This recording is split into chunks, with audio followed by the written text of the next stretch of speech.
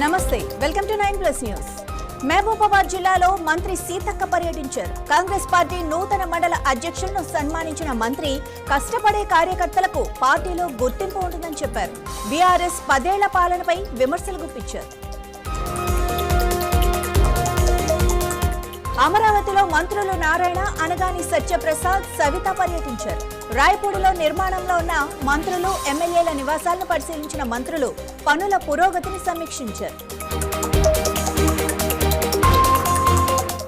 నూజివీడులో మంత్రి కొలుసు పార్థసారథి ఇంటింటికి తెలుగుదేశం పార్టీ కార్యక్రమంలో పాల్గొన్నారు.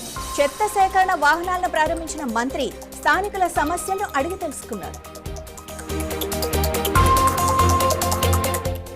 కర్నూలులో మంత్రి టీజీ భరత్ గుప్తా ఇంటింటికి కార్యక్రమంలో పాల్గొన్నారు. కూటమి ప్రభుత్వం 2 ఏళ్లలో సుపరిపాలన అందించిందని, భారీ పెట్టుబడులతో యువతకు ఉద్యోగావకాశాలు కల్పిస్తున్నామని తెలిపారు.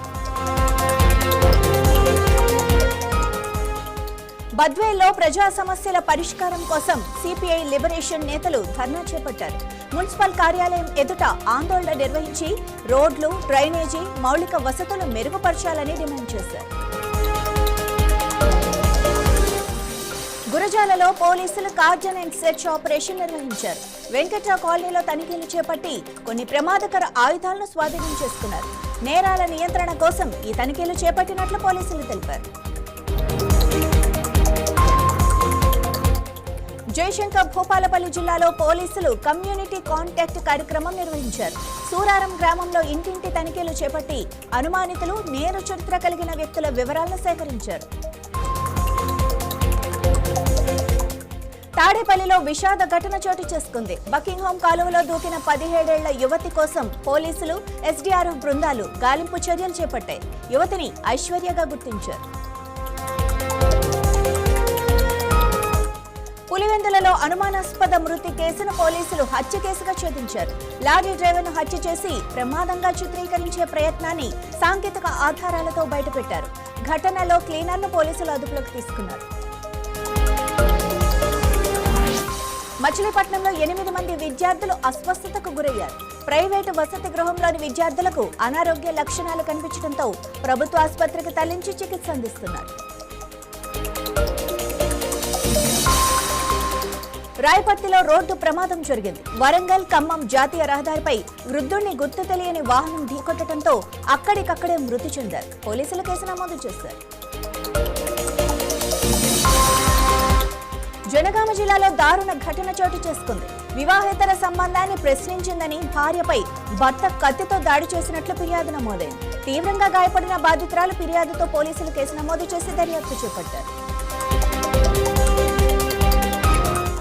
సూర్యాపేట జిల్లాలో కూలీల ఆటో బోల్తా పడింది. రత్నవరం వద్ద జరిగిన ప్రమాదంలో 4 కూలీలు తీవ్రంగా గాయపడగా క్షతగాతులను కోదాడ ప్రభుత్వ ఆసుపత్రికి తరలించారు. పోలీసులు కేసు నమోదు చేశారు.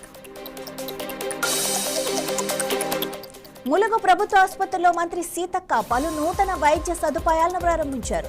ఆసుపత్రిలో రోగులను పరామర్శించిన మంత్రి ప్రజలకు మెరుగైన వైద్య సేవలు అందించడమే లక్ష్యమని తెలిపారు.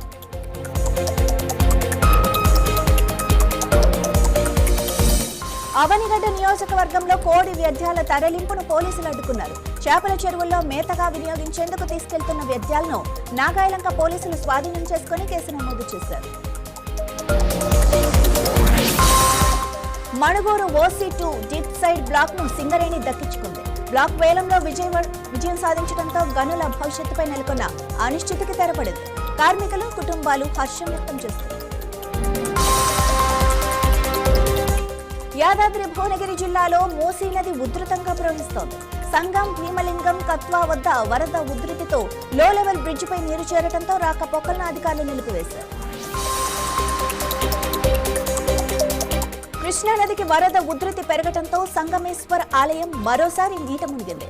3 రోజుల్లోనే ఆలయం పూర్తిగా జలసమాధి కాగా ఆలయ శిఖరానికి పురోహితులు ప్రత్యేక పూజలు నిర్వహించారు. ధరణి ఉద్యోగుల తొలగింపు నిర్ణయానికి వ్యతిరేకంగా భూపాలపల్లి కలెక్టర్ కార్యాలయం ఎదుట ఆందోళన జరిగింది. ధరణి ఆపరేటర్లు అవుట్సోర్సింగ్ ఉద్యోగుల సేవల నిలిపివేతపై ప్రభుత్వ నిర్ణయాన్ని వెనక్కి తీసుకోవాలని డిమాండ్ చేశారు. కుప్పం సరిహద్దు ప్రాంతంలో ఏనుగుల దాడి విషాదం మిగిల్చింది. కృష్ణగిరి జిల్లాలో ఏనుగుల దాడిలో రైతుతో పాటు ఓ పాడి ఆవు మృతి చెందింది. ఘటనపై అటవీ అధికారులు చర్యలు చేపట్టారు. ములుగు జిల్లాలో ప్రభుత్వ ఉపాధ్యాయుడు వినూత్న బోధన ఆకట్టుకుంటోంది. విద్యార్థులను వరి పొలానికి తీసుకెళ్లి వ్యవసాయం, రైతు శ్రమపై ప్రత్యక్ష అవగాహన కల్పించారు. కార్యక్రమానికి విద్యార్థులు, తల్లిదండ్రుల ప్రశంసలు లభించాయి. శంషాబాద్ గొల్లపల్లి గ్రామంలో పలారం బండి ఊరేగింపు వైభవంగా జరిగింది. అంబేద్కర్ యువజన సంఘం ఆధ్వర్యంలో నిర్వహించిన కార్యక్రమంలో మాజీ కౌన్సిలర్ చెన్నం అశోక్ పాల్గొని అమ్మవారికి ప్రత్యేక పూజలు చేశారు. బెంగళూరులో జరగనున్న 11వ జాతీయ ఓబీసీ మహాసభకు ఏర్పాట్లు కొనసాగుతున్నాయి. ఈ నెల 7న జరిగే మహాసభలో బెంగళూరు డిక్లరేషన్ ప్రకటించనున్నట్లు బీసీ సంక్షేమ సంఘం అధ్యక్షుడు జాజుల శ్రీనివాస్ గౌడ్ తెలిపారు. హిమయత్ సాగర్ జలాశయానికి భారీగా వరద నీరు చేరుతోంది. జలాశయం వద్ద జలమండలి అధికారులు అప్రమత్తం కాగా ప్రమాదకరంగా చేపలు పడుతూ రీల్స్ చేస్తున్న యువకులపై ఆందోళన వ్యక్తమవుతోంది. చెన్నైలో రాజకీయ ఉద్రిక్తత నెలకొంది. మాజీ ఉప సీఎం ఉదయనిధి స్టాలిన్ ను పోలీసులు అదుపులోకి తీసుకున్నారు. ముఖ్యమంత్రి విజయ్, నటి త్రిషపై చేసిన ఆరోపణల నేపథ్యంలో ఆయనపై కేసు నమోదైంది. గుజరాత్ లో చండీపుర వైరస్ కలకలం రేపుతోంది. వైరస్ బారిన పడి 22 మంది చిన్నారులు మృతి చెందగా మరో 35 మందికి నిర్ధారణ అయినట్లు అధికారులు వెల్లడించారు. 7 చిన్నారులు ఐసీయూలో చికిత్స పొందుతున్నారు. బంగాళాఖాతంలో వాయుగుండం ప్రభావంతో తెలంగాణలో వర్షాలు కొనసాగుతున్నాయి. హైదరాబాద్ లో మోస్తారు నుంచి భారీ వర్షాల నేపథ్యంలో వాతావరణ శాఖ యెల్లో అలర్ట్ జారీ చేసింది. ప్రజలు అప్రమత్తంగా ఉండాలని సూచించింది. సీఎం చంద్రబాబు ఆర్థిక శాఖపై శ్వేతపత్రం విడుదల చేశారు. రాష్ట్ర ఆర్థిక పరిస్థితులు, తాజా పురోగతిపై ప్రజలకు వివరాలు వెల్లడిస్తూ ప్రోగ్రెస్ రిపోర్టులను నిరంతరం తెలియజేయడం ప్రభుత్వ బాధ్యత అన్నారు. ప్రపంచ వారసత్వ కట్టడమైన రామప్ప దేవాలయం అభివృద్ధి పనులను మంత్రి సీతక్క పరిశీలించారు. ప్రసాద్ పథకం కింద చేపడుతున్న పనుల పురోగతిని జిల్లా అధికారులతో కలిసి సమీక్షించారు. సూర్యాపేట జిల్లాలో ఆటో ప్రమాదంలో గాయపడిన కూలీలను మాజీ ఎమ్మెల్యే బొల్లం మల్లయ్య యాదవ్ పరామర్శించారు. ప్రభుత్వ ఆసుపత్రుల్లో బాధితులను కలిసి ఆరోగ్య పరిస్థితిని అడిగి తెలుసుకున్నారు. మహబూబాబాద్ జిల్లాలో హృదయ స్పర్శి ఘటన ఆకట్టుకుంటోంది. ఆకలితో ఉన్న పిల్లికి ఓ కుక్క చనుపాలు తాగిస్తూ మాతృత్వానికి నిదర్శనంగా నిలిచింది. అరుదైన దృశ్యం స్థానికులను కదిలిస్తోంది. శ్రీశైలం జలాశయానికి వరద నీటి ప్రవాహం క్రమంగా పెరుగుతోంది. ప్రస్తుతం 2 లక్షలకు పైగా క్యూసెక్కుల ఇన్ఫ్లో నమోదవుతుండగా దిగువకు నీటి విడుదల ఇంకా చేపట్టలేదు. కర్నూలు జిల్లాలో విషాద ఘటన జరిగింది. పెళ్లైన నెల రోజులు కూడా కాకముందే పాము కాటుతో ఓ యువకుడు మృతి చెందాడు. ఆసుపత్రికి తరలిస్తుండగా మార్గ మధ్యంలో ప్రాణాలు కోల్పోయాడు. హరీష్ రావుపై తప్పుడు ఆరోపణలు చేశారంటూ కాంగ్రెస్ నేతలపై బీఆర్ఎస్ నేతలు పోలీసులకు ఫిర్యాదు చేశారు. అద్దంకి దయాకర్ సహా పలువురిపై చట్టపరమైన చర్యలు తీసుకోవాలని డిమాండ్ చేశారు. హైదరాబాద్ లో హత్యాయత్నం ఘటన కలకలం రేపింది. సింగరేణి కాలనీలో ఓ వ్యక్తిపై గుర్తు తెలియని దుండగులు కత్తులతో దాడి చేయగా తీవ్ర గాయాలతో ఆసుపత్రిలో చికిత్స పొందుతున్నాడు. పోలీసులు కేసు నమోదు చేసి దర్యాప్తు చేపట్టారు. E20 పెట్రోల్ పై ఆమ్ ఆద్మీ పార్టీ అధినేత అరవింద్ కేజ్రీవాల్ అభ్యంతరం వ్యక్తం చేశారు. E20ను ఉపసంహరించుకోవాలని లేదా ధరను తగ్గించాలని డిమాండ్ చేస్తూ స్వచ్ఛమైన పెట్రోల్ను కూడా అందుబాటులో ఉంచాలని కోరారు. తుంగతుర్తి కాంగ్రెస్ కార్యకర్తలు ఆందోళన చెందాల్సిన అవసరం లేదని జగ్గారెడ్డి అన్నారు. కార్యకర్తలకు తగిన గుర్తింపు, పదవులు తప్పకుండా వస్తాయని ఆయన భరోసా ఇచ్చారు.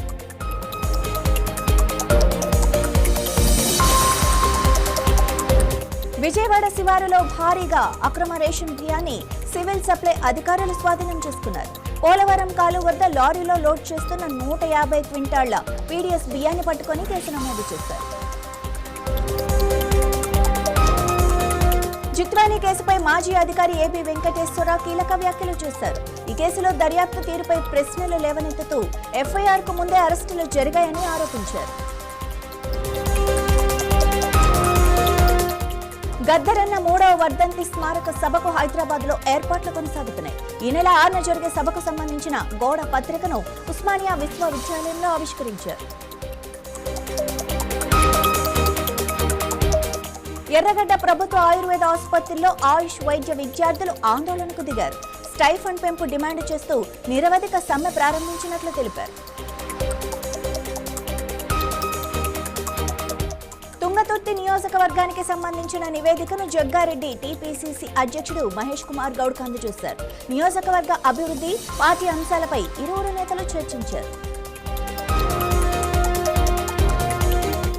జూరాల ప్రాజెక్టును గద్వాల జిల్లా కలెక్టర్ రిజ్వాన్ బాషా షేక్ సందర్శించారు. వరద పరిస్థితి, నీటి నిల్వలు విడుదలపై అధికారులతో సమీక్ష నిర్వహించి ప్రాజెక్టు పనితీరును పరిశీలించారు. హైదరాబాద్ బస్ భవన్ వద్ద ఆర్టీసీ రిటైర్డ్ ఉద్యోగులు భారీ నిరసన చేపట్టారు. పెండింగ్ బకాయిలు, రిటైర్మెంట్ బెనిఫిట్స్ విడుదల చేయాలని డిమాండ్ చేస్తూ చలో బస్ భవన్ కార్యక్రమం నిర్వహించారు. హైదరాబాద్ సీసీఎల్ఏ కార్యాలయం ఎదుట భూభారతి ఫీల్డ్ టెక్నికల్ ఉద్యోగులు ధర్నా చేపట్టారు. ఉద్యోగాల తొలగింపును వ్యతిరేకిస్తూ ఉద్యోగ భద్రత, పెండింగ్ జీతాల విడుదల చేయాలని డిమాండ్ చేశారు. తాడేపల్లిలోని వైసీపీ కేంద్ర కార్యాలయం వద్ద బోరుగడ్డ అనిల్ నిరసన చేపట్టారు. వైఎస్ జగన్ ను కలిసే అవకాశం ఇవ్వాలని, సజ్జల రామకృష్ణారెడ్డి క్షమాపణ చెప్పడంతో పాటు కారుమూరి వెంకటరెడ్డిపై చర్యలు తీసుకోవాలని డిమాండ్ చేశారు. హైదరాబాద్ గౌలీపురాలో బంగారు మైసమ్మ అమ్మవారి కళ్యాణ మహోత్సవం ఘనంగా జరిగింది. బోనాల ఉత్సవాల్లో భాగంగా నిర్వహించిన ఈ వేడుకలకు పెద్ద సంఖ్యలో భక్తులు హాజరయ్యారు. చిత్తూరు జిల్లా బంగారుపాళ్యం గురుకుల పాఠశాలలో విద్యార్థులతో మట్టి పనులు చేయించారన్న ఆరోపణలు కలకలం రేపుతున్నాయి. ఘటనపై వివరణ కోరగా అధికారులు స్పష్టమైన సమాధానం ఇవ్వలేదని సమాచారం. మంగళగిరిలో జేఏసీ నియామకాలపై సీబీఐ విచారణ జరపాలని విద్యార్థి, నిరుద్యోగ జేఏసీ నేతలు డిమాండ్ చేశారు. ఈ మేరకు విద్యా కమిషనర్కు వినతి పత్రం అందజేశారు.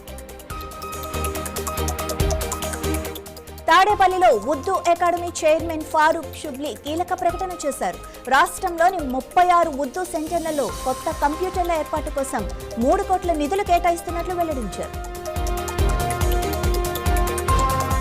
అశ్వారావుపేటలో బ్లాక్ మనీ పేరుతో మోసాలకు పాల్పడుతున్న ఘరానా మోసగాడిని పోలీసులు అరెస్టు చేశారు. నల్ల కాగితాలను కరెన్సీగా మారుస్తామంటూ లక్షలు కాజేసిన నిందితుడి మోసాన్ని పోలీసులు బట్టబయలు చేశారు.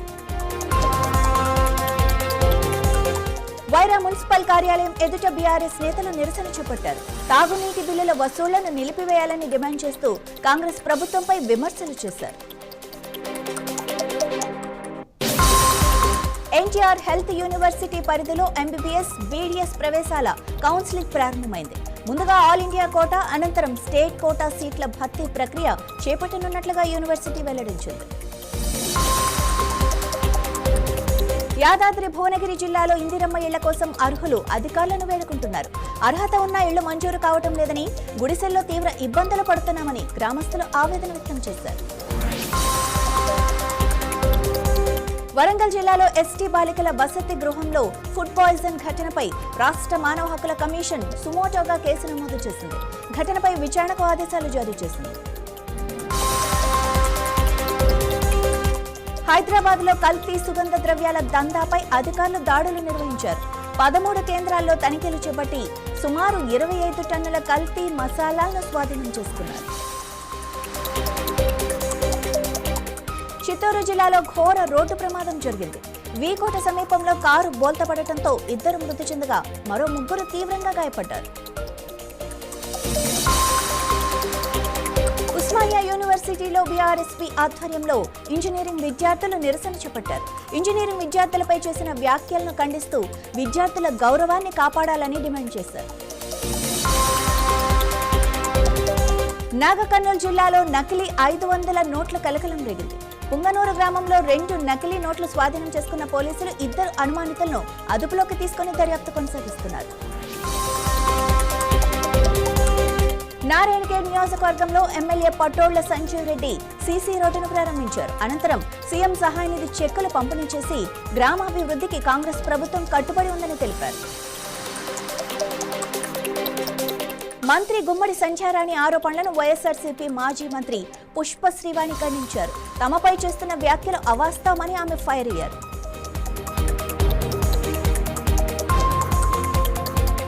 జయశంకర్ భూపాలపల్లి జిల్లాలో మహదేవ్పూర్ సామాజిక ఆసుపత్రిలో ఉచిత క్యాన్సర్ స్క్రీనింగ్ శిబిరం ప్రారంభమైంది. మంత్రి దుద్దిళ్ల శ్రీధర్ బాబు ఆధ్వర్యంలో మొబైల్ క్యాన్సర్ స్క్రీనింగ్ వాహనాన్ని ప్రారంభించి ఉచిత వైద్య సేవలు అందిస్తున్నారు. సంగారెడ్డి జిల్లా నల్లవాగు ప్రాజెక్టును ఎమ్మెల్యే పటోళ్ల సంజీవ్ రెడ్డి పరిశీలించారు. వరద పరిస్థితి, నీటి నిల్వలపై అధికారులతో సమీక్ష నిర్వహించి రైతులకు అవసరమైన సమయంలోనే సాగునీరు విడుదల చేస్తామని హామీ ఇచ్చారు.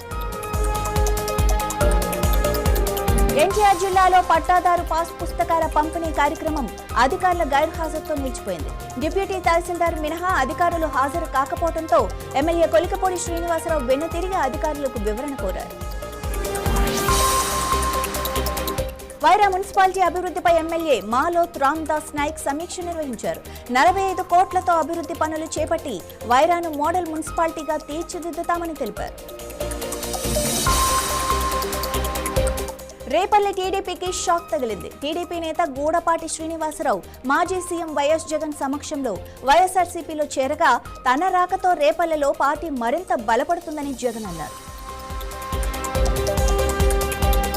మంచిర్యాల జిల్లాలో ఆదివాసీ యువకులపై దాడి ఘటనలో అటవీశాఖ అధికారి లక్ష్మీనారాయణ సస్పెండ్ అయ్యారు.